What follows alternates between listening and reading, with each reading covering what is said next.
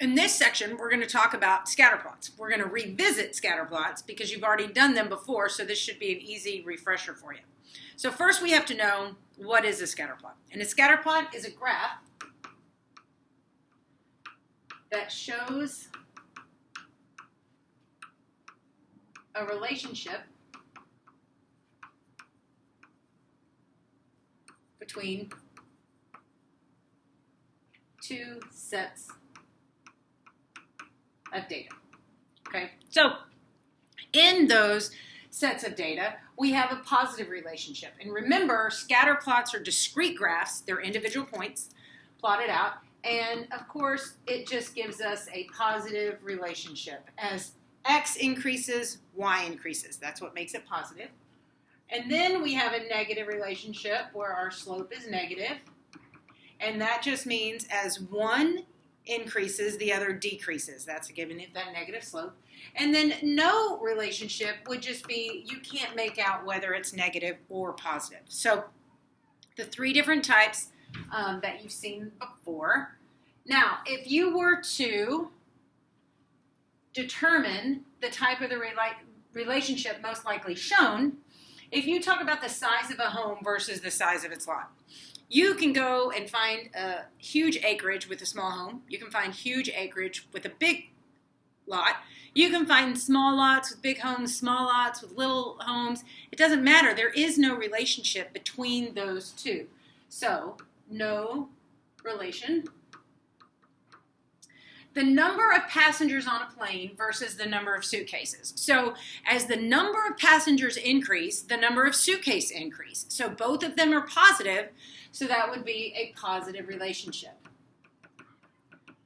And the number of days into fall versus the number of leaves on a tree. So as fall days increase, the leaves on the trees go down. So that is a negative relationship. All right, so if you look at number 4 and we draw this data out, so we know that X stands for hours, we know that Y stands for grades, and remember when we're looking at, when we go from a table to a graph, we still need to label the X and Y axis.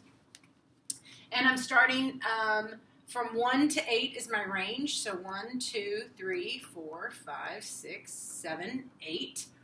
And I can still finish it out. And then the grades, where are we starting at the grades? We're starting at 45, and we're going all the way to 100. So I'm going to make these about 20, 4, 6, 8, 10. Yeah, I'm going to make them about 20, 40, 60, 80, 100, because I want to take up as much of the graph as I can. So now I'm just going to plot these points. In 3 hours, he got a grade. And what are we looking for here? The number of hours a student studied for a test and their grade. So when you study for 3 hours, the grade was an 80. When he studied for 5 hours, there was a 90. 2 hours got him a 45. 6 hours got him a 95. 8 hours is a 95. Did I do that right? 6 hours, I'm sorry, 6 hours was an 85. 8 hours was a 95. 1 hour was a 55. 2 hours was a 60. 7 hours was a 100. And 4 hours was a 75. So if I look at this relationship, as the number of hours increase, so too does my grade, so that would be a positive relationship.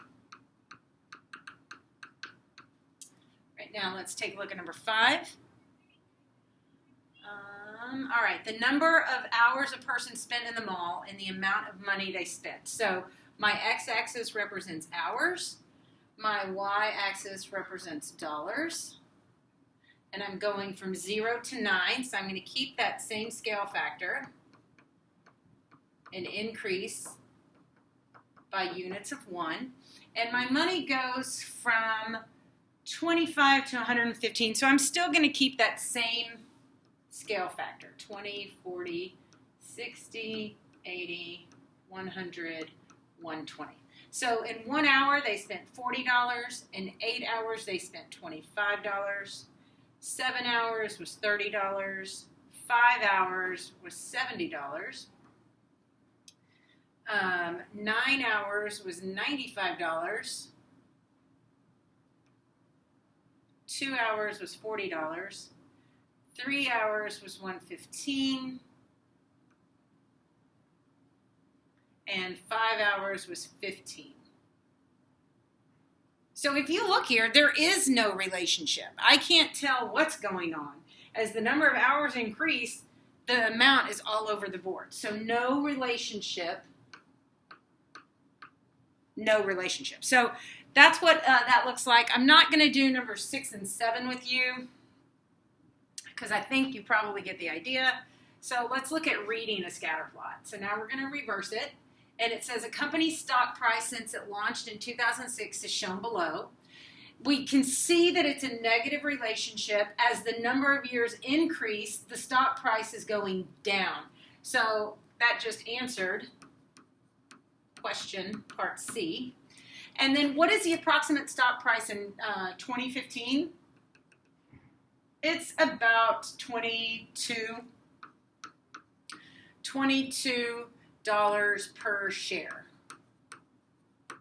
Okay, and then in what year or years was the stock price 35? So here's 35. So at this point, and this point, in 2010 and in 2012, the stock price was about $35 a share. So that's how you read the scatter plots. So this hopefully is just a refresher and a review for you, but if you're struggling, let me know.